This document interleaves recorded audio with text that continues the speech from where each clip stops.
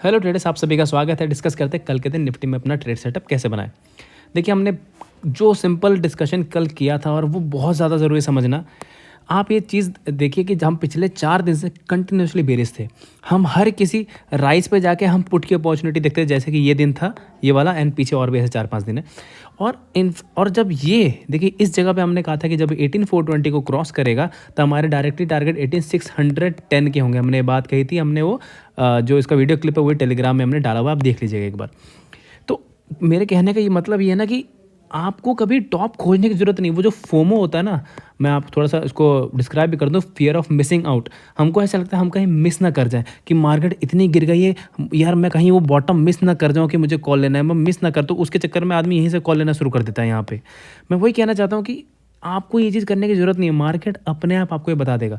देखिए, यहाँ तक तो मैं बेरिश था, मैं कंटिन्यूस बेरिश था। हम पूरे टारगेट 18420 के एटलीस्ट लेके चले थे और हम यहाँ से बुलिश हुए नहीं थे। लेकिन हमने एक पॉइंट डिसाइड किया, एक प्राइस एक्शन पे, कि हाँ अगर मार्केट यहाँ से अगर ऐसे निकलती है तो फिर कंफर्म हम यहाँ से बुलिश हो जाएंगे। तो हमने ऑलमोस्ट बॉटम से पकड़ ही लिया और इसी तरह हमने बिल्कुल टॉप से ही पकड़ा था। तो आप लोग को बिल्कुल ये नहीं करना यार पता नहीं कहाँ बन जाएगा, कहाँ बन जाएगा। वो बनेगा तो दिख जाएगा। जैसे यहाँ पे भी देखिए, अगर आपने ये चीज़ अगर आपने यहाँ पे मिस की होगी तो कहीं ना कहीं इसने मार्केट ने इस जगह आके देखिए आपको डब्लू पैटर्न बना के भी दिया है, या मार्केट दिखाता है। इसलिए आपको वो नहीं करना कि मेरे से मिस ना हो जाए। कुछ चीज़ मार्केट में मिस नहीं होती, कुछ भी नहीं होता है तो हो जाए, अगले दिन कर लेंगे यार। कहाँ जा रही है मार्केट? जब मार्केट कोरोना में बंद नहीं हुई, जब पूरी दुनिया बंद हो गई थी, तो और कब बंद होगी? इसलिए बिल्कुल पैनिक नहीं करना, चिल मोड में रहना आराम से, ठीक है। अब देखिए, हम कंटिन्यूसली पिछले 6-7 दिन से बेरिश चल रहे थे और हम पिछले 2 दिन से बुलिश थे। आज कल का हमारा क्या प्लान था? सिंपल प्लान ये था कि अगर मार्केट हमको किसी वक्त इस ट्रेंड लाइन पे कहीं मिलती है, अगर ये फ्लैट खुल के इधर आ जाए या हल्के से, तो मैं पे कॉल ही लेंगे। हुआ क्या? मार्केट थोड़ी ये ऊपर खुल गई, ये इस जोन में। अगर ये यहाँ ना खुल के यहाँ खुलती तो ये जो लेंथ यहाँ बनी है यहाँ बन जाती, हमको मस्त ट्रेड मिलता। लेकिन यहाँ हमको सेटअप नहीं मिला, मतलब हमको जो ट्रेड, हमको ये डिप चाहिए था वो मिले नहीं। और हमने पूरा डिस्कशन किया था कि अगर मार्केट फ्लैट खोल के ऊपर रहती हम कॉल नहीं लेंगे। पुट तो सवाल ही नहीं था। हमने पुट की कंडीशन एक ही दी थी कि मार्केट अगर इसके नीचे गैप डाउन खोलेगी तभी पुट बनता है, नहीं तो मैंने इनफैक्ट ये भी कहा था कि ट्रेंड लाइन ब्रेक भी हो तो भी हम पुट नहीं लेंगे। अगर आप सबको ध्यान में होगा तो कम से कम अगर आप ट्रेड नहीं भी ले पाए तो लेकिन अंदर संतुष्टि इस चीज़ की होनी चाहिए कि एटलीस्ट हम वो चीज़ सीख पा रहे हैं कि हाँ हमने एक डायरेक्शन निकाली कि अभी के दिन हमें बुलिश का ही सेटअप देखना है, ठीक है। और बात रही कि यहाँ पे हमने आज कॉल क्यों नहीं लिया कि भले इसके ब्रेकआउट पे कि मार्केट ने जैसे ऐसे रेंज बनाई थी, यहाँ ब्रेक निकला तो कॉल लेना चाहिए था। देखिए, होता क्या है कि मार्केट में हमने जैसे सेटअप बनाया कि हम इसके आसपास कहीं कॉल लेंगे, लेकिन जब जैसे यहाँ पे निकला तो अब लेने के बाद ना डर लगा रहा है कि यार क्या पता मैंने यहाँ पे लिया और तब ये तुरंत यहाँ से नीचे आ गया और उसके बाद फिर क्या पता ऊपर चला जाए। तो ये फिर वही डर के अगर ट्रेड कर रहे तो ट्रेड करने का कोई फायदा नहीं, क्योंकि ऊपर के यहाँ पे भी रेजिस्टेंस था, यहाँ पे भी रेजिस्टेंस था, तो हमको ज़्यादा पॉइंट की उम्मीद भी नहीं थी, तो हमने छोड़ दिया। कोई बात नहीं, आज नहीं मिला कल कर लेंगे। डेली ट्रेड लेने क्या करेंगे? पिछले 6 दिन में हमने 4 दिन तो ट्रेड ले ही लिए और अच्छे पॉइंट्स लिए, छोड़ देंगे 2-3 दिन, क्या फ़र्क पड़ता है। इसलिए जिस दिन लॉस नहीं हो रहा अपने सेटअप पर बिलीव कीजिए। हाँ देखिए, सेटअप अच्छा गया, ट्रेड बढ़िया मिला है तो बढ़िया चीज़ है। अब देखिए कल के दिन ट्रेड सेटअप हम कैसे करें।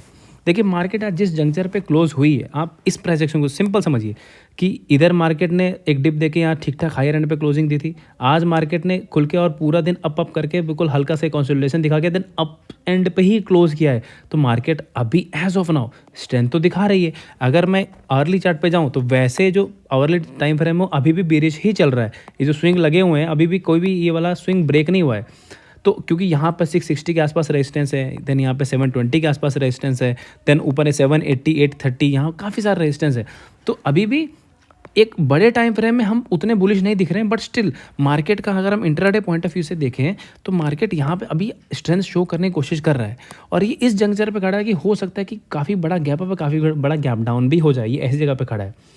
तो अब कल के एनालिसिस को थोड़ा ध्यान से करना है। देखिए, मैं एक चीज़ बोलूँगा, अगर मार्केट खुलती है फ्लैट, ठीक है, तो मान लीजिए यहाँ कहीं खुलती है तो मार्केट हाई रेंट पे ही क्लोज है। 594 दिखा रहा है, वो सेटलमेंट होगी, ये बिल्कुल हाई रेंट पे 605 के आसपास क्लोजिंग आई है। अगर फ्लैट खोल के ऊपर निकलती है तो ये सिचुएशन फ्लैट खोलने की अच्छी है नहीं। या तो ये सीधे गैप अप खुले और या तो फ्लैट खोल के तेज़ी से 18630 के ऊपर क्रॉस कर जाए। बेसिकली इस कैंडल के ऊपर यहाँ पर आप देखिएगा, इस कैंडल के ऊपर या तो अगर आप स्ट्रेट लाइन खींच लेगा, अगर इसके ऊपर ही गैप अप ओपन हो तब ये बहुत फास्ट मूव करते हुए एक ही बार में आपको 18660 को भी ये ब्रेक शायद एक बार में करके 18720 भी चला जाए और हम यहाँ पे इमीडिएटली कॉल लेके अपने टारगेट बुक कर लेंगे।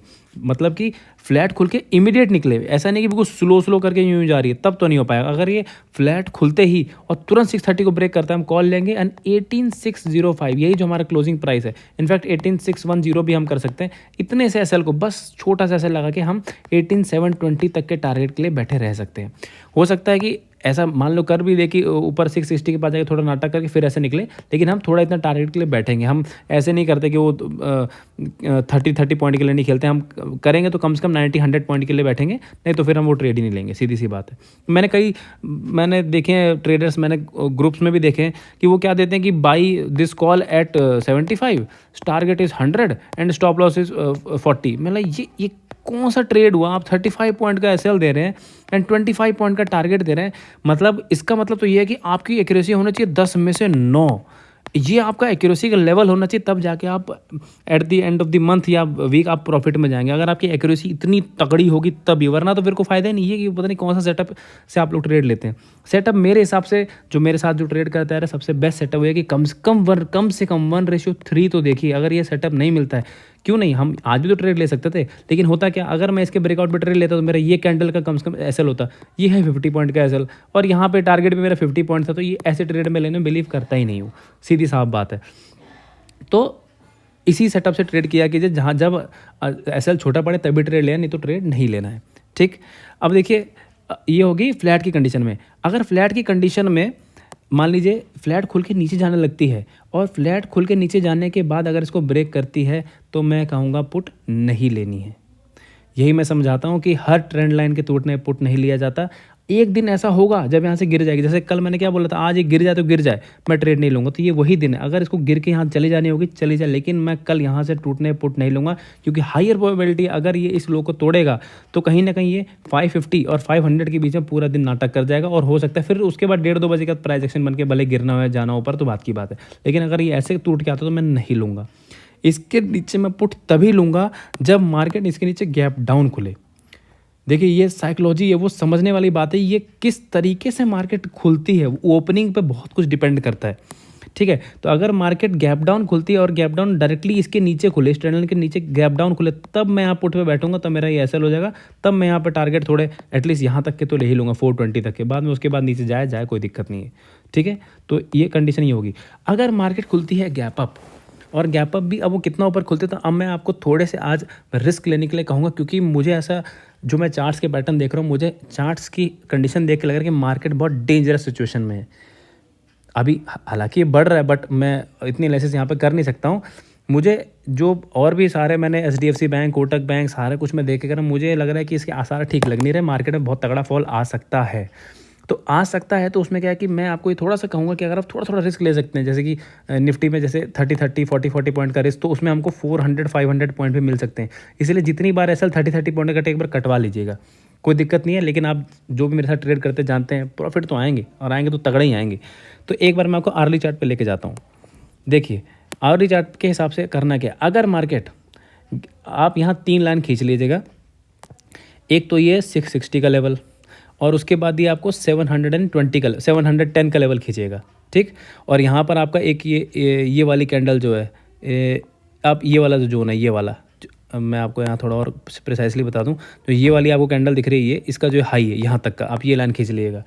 अब मार्केट अगर मान लीजिए गैप अप खुलती है इन दोनों के बीच में 710 और 660 के ऊपर, तो जब भी वापस आके 660 को ब्रेक करता है, हम यहाँ पे 18680 का एसएल लगा के बैठे रहेंगे। अगर एसएल कट जाएगा कॉल नहीं लेंगे। ये मैं बड़े गैप अप की बात कर रहा हूँ। अगर इसके ऊपर हो जाए, क्योंकि मैंने फ्लैट की कंडीशन पे तो बता ही दिया, अगर मार्केट ऊपर यहाँ पे बीच में कहीं खुलती है, 660 को ब्रेक करके अंदर जाती है, तो 680 के एसएल से हम बैठे रहेंगे, और बैठे ही रहेंगे, निकलेंगे ही नहीं। अब देखते हैं, अगर एसएल कट जाए तो कट जाए, नहीं तो ये 1-2 दिन में जहाँ जाना चली जाए, सिंपल। अगर मार्केट इसके भी ऊपर खुल जाती है, मान लीजिए 710, 740 कहीं खुल जाए, तो हम वापस क्या करेंगे कि जैसे भी ये 710 के नीचे वापस आती है, तो 18730 का एसएल लगाएंगे एंड बैठे रहेंगे। अगर एसएल कट जाता है, कॉल पे नहीं वो करेंगे, चुपचाप अपने 20-30 पॉइंट का एसएल देकर निकल जाएंगे, और टारगेट बुक नहीं करेंगे, इसको जहाँ जाने चले जाए। ये कुछ ऐसे दिन होते हैं जहाँ एसएल के लिए बैठे रहो, नहीं तो टारगेट के लिए बैठे रहो। अगर आ गया तो आ गया, लेकिन शादी नहीं करनी पोजीशन से। अगर एसएल कटता है बैठे रहिए, कोई दिक्कत नहीं। छोटे छोटे एसएल दे देंगे ना, तो जिस दिन बड़ा मौका आएगा उस दिन आप मारेंगे 400-500 पॉइंट। और आप बिलीव नहीं करेंगे, मैं आपको 400-500 पॉइंट दिला के दिखाऊंगा। यहाँ हमने हज़ार पॉइंट भी मैग निफ्टी में बुक किए हुए हैं, ठीक है। अगर मार्केट जितना भी इसके क्लोज मिले, जो मैंने ये वाली कैंडल बताई है, जितना भी इसके क्लोज मिलती है, हम कोई यहाँ पर रेजिस्टेंस के आसपास, तो हम यहाँ पे 100% पुट लेंगे। फिर इसके जस्ट ऊपर हमारा करीबन 850 के आसपास का एसएल हो जाएगा, 850 860, और फिर हम पूरा टाइम बैठे रहेंगे। हाँ, अब यहाँ पे आप नेक्स्ट एक्सपायरी का भी ट्रेड ले सकते हैं। और जैसे मान लीजिए फॉर एग्जांपल 18800 के आसपास का हम ले रहे हैं, मतलब इसके इस वाले रेजिस्टेंस के पास, अगर इस रेजिस्टेंस के पास ले रहे हैं, तो हम क्या करेंगे, अगले एक्सपायरी का कोई थोड़ा सा ओटीएम वाला कि 18600 18700 वाला, तो उस केस में क्या होता है कि हमारे पास टाइम बहुत है, डी के उतना होगा नहीं, और एसएल भी हमारा बहुत छोटा हो जाएगा। तो आपको इस तरीके से ट्रेड लेना है। छोटे एसएल से कभी मत डरिएगा, बहुत ज़्यादा ज़रूरी है। और अगर मेरा चैनल पसंद आता है तो सब्सक्राइब कर दीजिए यार, लाइक का बटन दबा दीजिए। Thank you so much.